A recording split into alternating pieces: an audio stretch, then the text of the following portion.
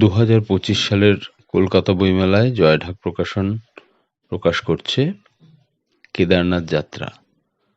১৫ জন লেখকের গত ১৫০ বছরের কেদারনাথ যাত্রার ইতিহাস।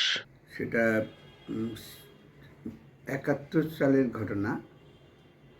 বিশেষ কারণে আমাকে কেদারনাথে যেতে হয়েছিল।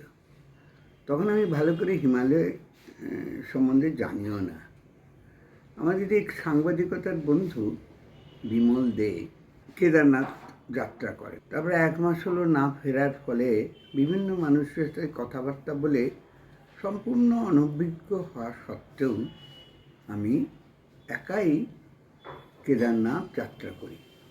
বিমলদার কোনো খবর মেলেনি। কিন্তু প্রথম দর্শন ৭১ সালের কেদারনাথ, আমি অবাক হয়ে যাই যে বৃহৎ হিমালয়ের এত কাছে কোনো ধর্মস্থান থাকতে পারে তা আমি বুঝে উঠতে পারিনি। সেই যে তার অবস্থান কেদারনাথের, তাই দেখে আমি মুগ্ধ হয়ে যাই এবং অবাক হয়ে যাই। তারপরে অভিজ্ঞতা পরবর্তীকালে আমি প্রচুরবার কোনো তেমন প্রয়োজন না থাকলেও কেদারনাথে গিয়েছি। হিসেব মতো আমি বলে দিই, ২০-র কাছাকাছি বার গিয়েছি। তার মধ্যে বিদ্যুৎ সরকার মানে ছোটদা অত্যন্ত পরিচিত একজন পর্বতারোহী, ট্রেকার এবং ক্যাম্পার, রক ক্লাইম্বার, তার সঙ্গেও বেশ কয়েকবার গিয়েছি।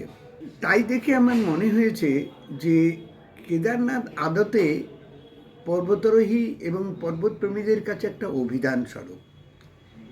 তা আমি ব্যক্তিগতভাবে মনে করি হিমালয়ে সাধু আছে, মানুষ আছে, বিভিন্ন ধরনের বাসস্থান আছে, কালীকুমরি আছে। তো সব মিলিয়ে আমার কাছে এই কেদারনাথ একটা মানে অত্যন্ত মনোগ্রাহী ধাম।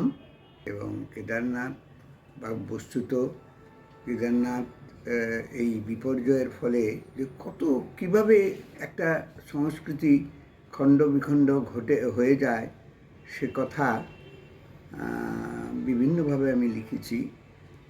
জয়ঢাক প্রকাশন সংস্থা থেকে কেদারনাথ যাত্রা বলে যে বইটি প্রকাশ করার সিদ্ধান্ত নিয়ে এই বইটি সংগ্রহ করবেন এবং সংগ্রহ করার মতোই পুস্তক হবে বলে আমার বিশ্বাস আছে। আমি অসীম আগ্রহে এই বইটির জন্যে অপেক্ষা করে থাকব।